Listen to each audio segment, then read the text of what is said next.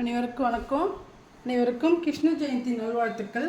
நம்ம இன்றைக்கி செய்ய போகிறது கிருஷ்ணருக்கு படைக்கிறதுக்கு அரிசி மாவு. இது வறுத்து வச்சுருக்கேன். அரிசி மாவு 2 கப்பு அரிசி மாவுனா ஒரு அரை கப்பு உளுந்து மாவு வறுத்து அரைச்சது இதில் போட்டு வச்சுருக்கேன். இப்போ வெள்ளைப்பாகு எடுக்கணும். வெல்லம் 1 கப்பு போட்டுக்கலாம்.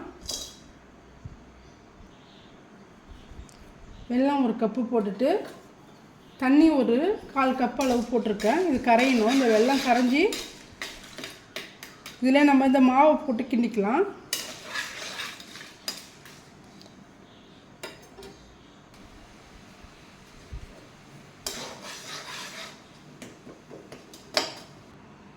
வெல்லம் நல்லா கரைஞ்சிருச்சு.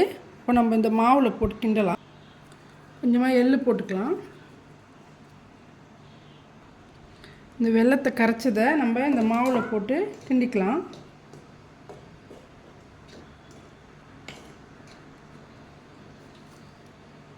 கிண்டிட்டு நல்லா பிசைஞ்சிக்கணும்.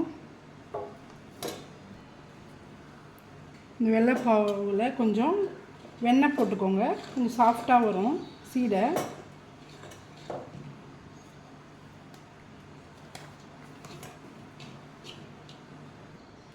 இது மாதிரி மாவு பிசைஞ்சிட்டு நம்ம சின்ன சின்ன கோலி மாதிரி உருட்டிட்டு ஃப்ரை பண்ணிக்கணும் ஆயிலில். பாருங்கள், இது மாதிரி எல்லாத்தையும் நல்லா ஒன்றா உருட்டிட்டு ஃப்ரை பண்ணிக்கலாம். பாருங்கள், சீடையை இனிப்பு சீடையை இந்த மாதிரி 4 நாளாக போட்டு நம்ம ஃப்ரை பண்ணி எடுத்துக்கலாம். நல்லா இது ப்ரௌனாக ஆகட்டும்.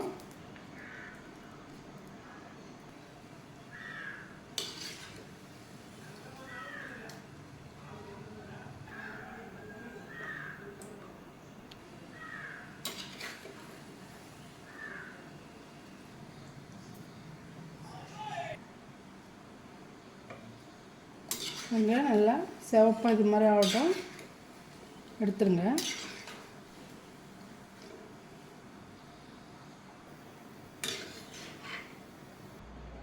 அடுத்து நம்ம அவுள் லட்டு செய்ய போகிறோம். அதுக்கு 2 கப் அவுள் போட்டு வறுக்கணும்.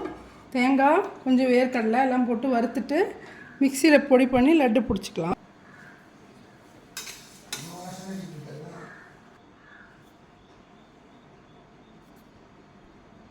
நம்ம அவுள் லட்டு பிடிக்க போகிறோம். அதுக்கு 2 கப் அவுளை நல்லா வறுத்துக்கணும்.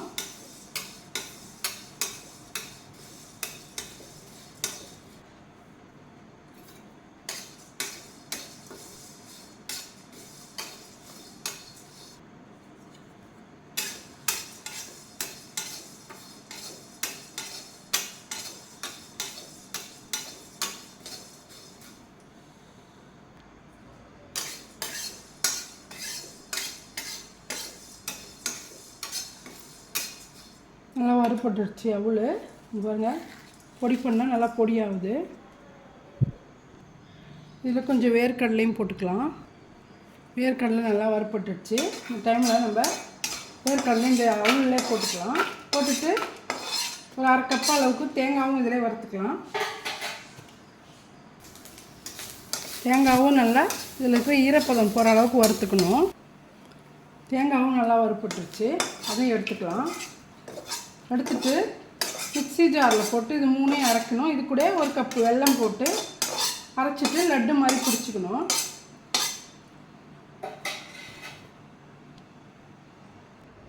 பாருங்கள், இது எல்லாத்தையுமே நல்லா மிக்ஸி ஜாரில் போட்டுக்கிட்டேன். இதை அரைச்சி எடுத்துகிட்டு வர இதில் வெல்லமும் போட்டு நம்ம ஒரு சுற்றிக்கலாம். நம்ம அரைச்ச அவுள், வெல்லம், தேங்காய், வேர்க்கடலை இது 4ம் போட்டுட்டு நல்லா லட்டு மாதிரி பிடிச்சிக்கலாம். இதில் கொஞ்சம் நெய், முந்திரி பருப்பு வறுத்து போட்டுக்கலாம்.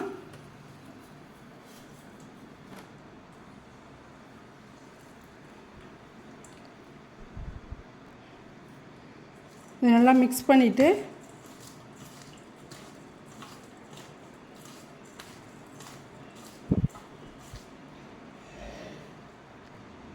இது மாதிரி லட்டு மாதிரி ஷேப்பாக பிடிச்சிக்கோங்க.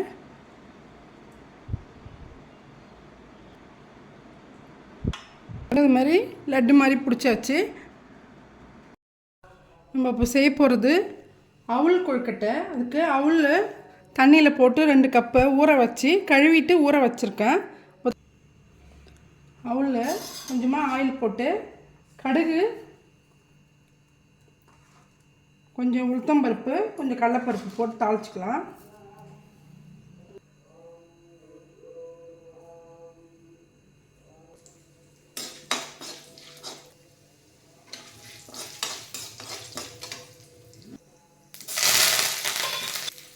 கொஞ்சமாக தேங்காய் போட்டுக்கலாம்.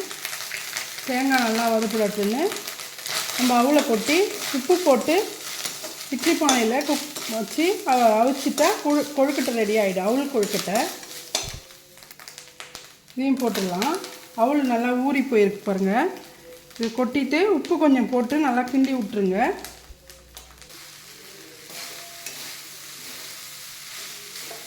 நல்லா இந்த மாதிரி கிண்டிட்டு அப்படியே விட்டுருங்க. அதுக்கப்புறம் நம்ம கொழுக்கட்டையாக பிடிச்சிக்கலாம். இது மாதிரி இட்லி தட்டில் நம்ம துணியை போட்டு இந்த மாவை அப்படியே இப்படி பிடிச்சிங்கன்னா கொழுக்கட்டை மாதிரி வரும். அப்படியே பிடிச்சி நம்ம இந்த தட்டில் வைக்க வேண்டியது தான். பாருங்கள், இட்லி பாத்திரத்தில் நல்லா தண்ணி கொதிச்சிட்ருக்கு. இந்த டைமில் நம்ம பிடிச்சி வச்சுருக்க இந்த அவல் கொழுக்கட்டையை அதில் வச்சுட்டு மூடிடலாம்.